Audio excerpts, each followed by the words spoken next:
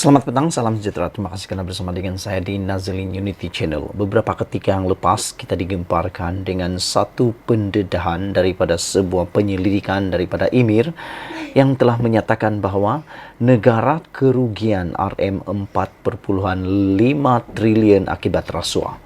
Perkara ini telah menarik perhatian Anwar Ibrahim dan beliau berjanji akan mengheret orang-orang yang bertanggung jawab, orang-orang yang perlu dipertanggungjawabkan dengan kerugian sehingga 4.5 triliun dalam satu tempoh yang panjang ini.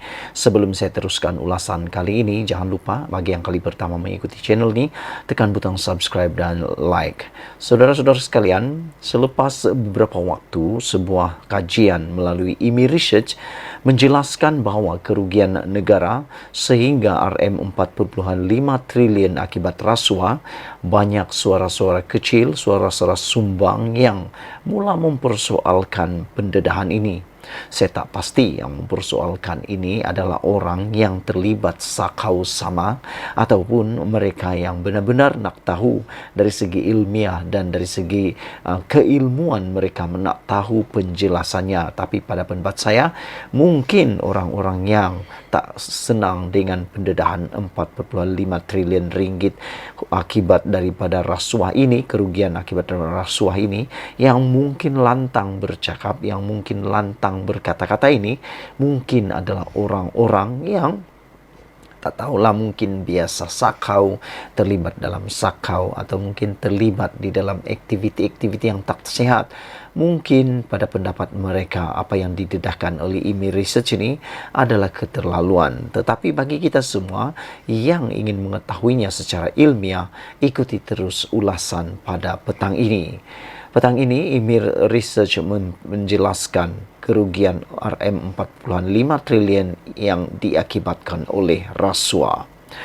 IMI Research hari ini tampil menjelaskan bagaimana anggaran kerugian RM4.5 triliun akibat rasuah di negara ini diperoleh susulan metodologi penyelidikan badan itu yang dipertikaikan segelintir pihak.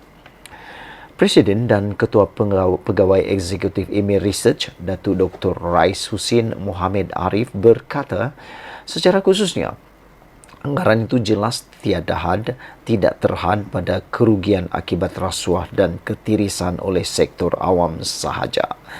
Jadi nampaknya apa yang dinyatakan oleh IMI Research ini adalah sesuatu yang menyeluruh, kerana ia bukan hanya melibatkan sektor awam semata-mata.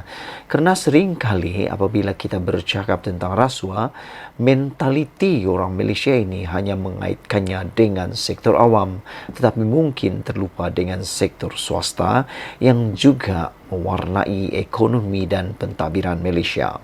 Sebaliknya, kata beliau, ia turut merangkumi kerugian kewangan keseluruhan, meliputi semua sektor disebabkan rasuah dan ketirisan di setiap peringkat ekonomi. Oleh sebab itulah, saya sangat setuju dan saya sangat tertarik juga. Saya menerima laporan daripada IMI Research ini dengan hati terbuka, kerana laporan dan research ini adalah research yang holistik, yang menyeluruh, kerana ianya bukan dibuat sekadar untuk sektor awam, tetapi juga kepada sektor-sektor swasta dan semua sektor. Kerana apa yang dikatakan ialah kerugian ini menyeluruh disebabkan rasuah di setiap peringkat ekonomi. Dikala terdapat suara-suara kecil yang kurang pengetahuan mempersoalkan tentang metodologi penyelidikan, IMI Research ingin memberikan penjelasan tambahan bagi memudahkan pemahaman tentang metodologi penyelidikan yang digunakan. Untuk penjelasan sekali lagi, IMI Research tidak pernah mendakwa bahawa akta tersebut adalah muktamad. Sebaliknya, menekankan bahawa ia adalah satu latihan penyelidikan yang teliti.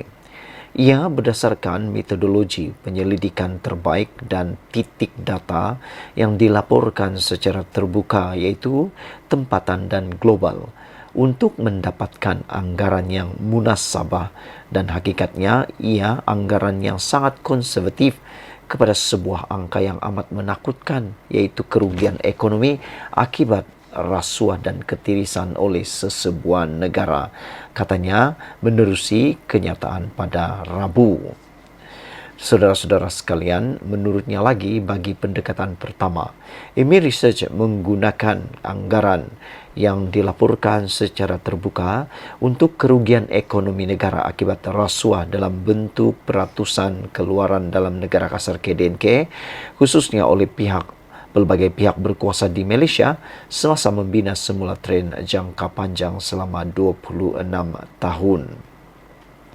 Sebagai kaedah alternatif iaitu saintifik dan teliti, katanya, IMI Research pertama sekali menggunakan teknik pemodelan RACS untuk mencipta pengukuran linear bagi tahap rasuah di pelbagai negara dari tahun 1996 hingga 2022. Jangka masa yang ditentukan berdasarkan ketersediaan data semata-mata.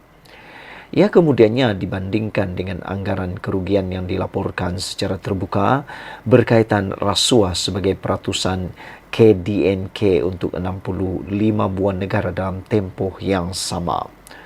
Oleh itu, dengan menggunakan teknik ini, IMI Research menggabungkan pelbagai petunjuk yang diiktiraf di peringkat global menjadi satu ukuran komposit rasuah yang juga dilakukan untuk mengelakkan daripada bergantung kepada satu sumber anggaran bagi tahap rasuah di sesebuah negara, ujarnya. Rais Husin berkata, kedua-dua kaedah pengiraan menghasilkan keputusan yang hampir sama, iaitu menunjukkan anggaran kerugian kewangan langsung kepada ekonomi Malaysia akibat rasuah puratanya RM2.25 trilion sepanjang tempoh 26 tahun yang lalu. Katanya, bagi memperoleh jumlah akhir sebanyak 4.5 trilion, IMI Research mengambil konsep ekonomi kesan pengganda bagi setiap sen yang disalurkan ke dalam ekonomi, sama ada oleh sektor awam atau swasta. Setiap sen yang disalurkan secara produktif pasti akan mencipta kekayaan yang meluas dalam ekonomi dan memberi manfaat kepada orang ramai.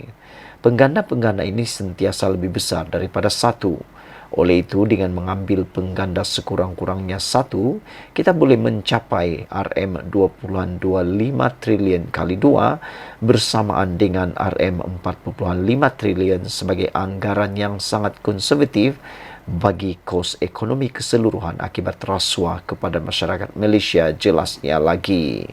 Saudara-saudara sekalian, itulah satu pendedahan dan penjelasan daripada IMI Research bagaimana Malaysia boleh mengalami kerugian 4.5 trilion akibat rasuah ini. Sebelum kita teruskan dan sebelum kita berpisah, sila tinggalkan komen anda. Kita berharap seperti yang dikatakan oleh Datuk Seri Anwar Ibrahim yang amat berhormat Perdana Menteri kita, orang yang bertanggungjawab perlu dipertanggungjawabkan dan dihadapkan ke muka pengadilan. Kita jumpa lagi. Bye-bye.